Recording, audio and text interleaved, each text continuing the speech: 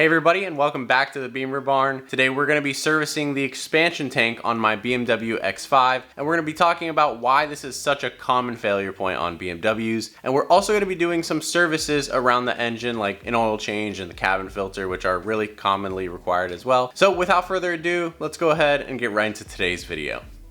So in front of me, we have all the new parts that we're going to be installing today, and the most important one being this expansion tank here. This is the new one though. We still have to pull the old one out, and I want to show you guys back to back why the old one failed. We also have some other items we're going to be servicing on the cooling system, like this heater control valve, because my X5 has hot air on one side and cold air on the other, which is a classic symptom of this valve failing. And you know, it's only intermittent, so I definitely think that thing needs to be replaced. We're also going to be replacing the coolant level switch because mine's failed, and then finally an oil change and a brand new cabin filter, a charcoal activated one, and that's going to help the AC smell a lot better inside the car. So now let's go ahead and start pulling apart the car, see if we can get this expansion tank out.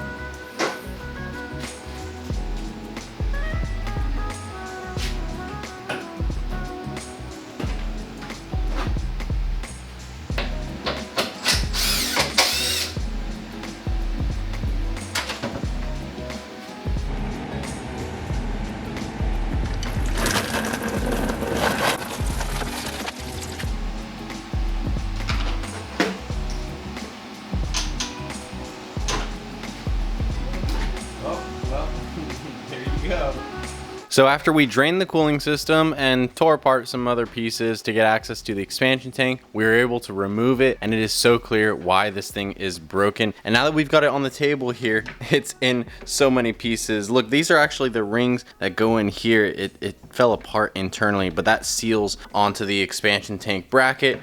And then up here is where our leak actually started. So I could notice this inside the car. It actually looked just lifted up like this, and some steam was coming out. And what happened was that while my girlfriend was driving the car, she heard a loud popping noise, and that turned out to be this thing popping off. And I didn't realize it until I got it free that it's completely separated there. And so our new one is going to be going in, and it is actually in one piece. That's a good thing. And I don't know why I didn't replace this, because I was told by the previous owner that this one was done at the same time as the radiator, and the radiator had a crack in it. So I should have expected the expansion tank to be just as old and just as brittle. But now let's go ahead and install this, and then we need to work on the heater valve, which has failed on my car. And this is what controls the dual climate air conditioning, so it can send heat to the left side of the cabin or just to the right side of the cabin. That way you don't have to split the air conditioning evenly. So we're going to go ahead and install the expansion tank and also get this valve installed, and then we'll be able to fill up the cooling system.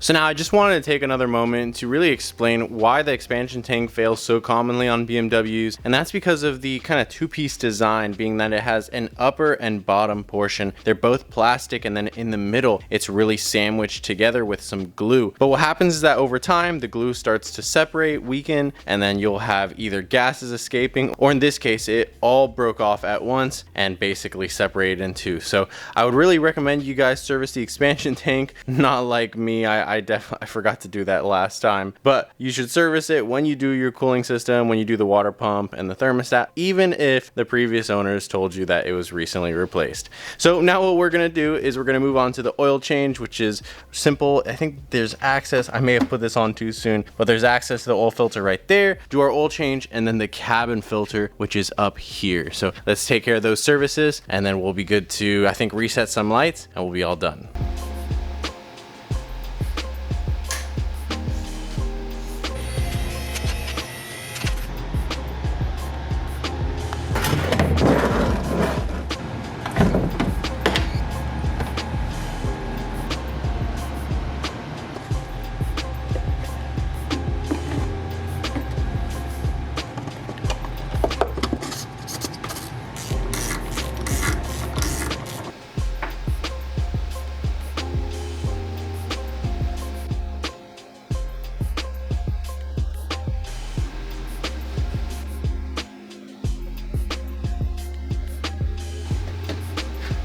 So we changed the oil and I didn't see any big metal chunks inside, which was good. And then we went ahead and changed the filter as well, and then topped off with some liquid moly 5W40, and then finally changed out that cabin filter.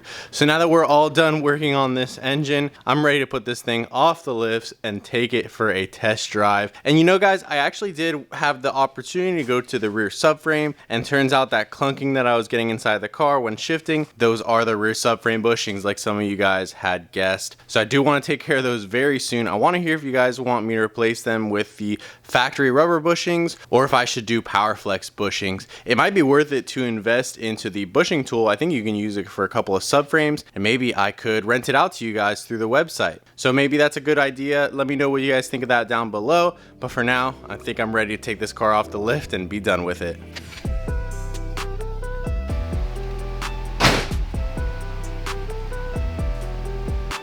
So that is going to conclude our video for today, and if you enjoyed it, be sure to leave a like down below or a comment if you have any questions or recommendations for service items you think might fail next on my X5 here. If you haven't yet, please consider subscribing to the channel, and as always, I hope you guys have an amazing day. We'll see you next time.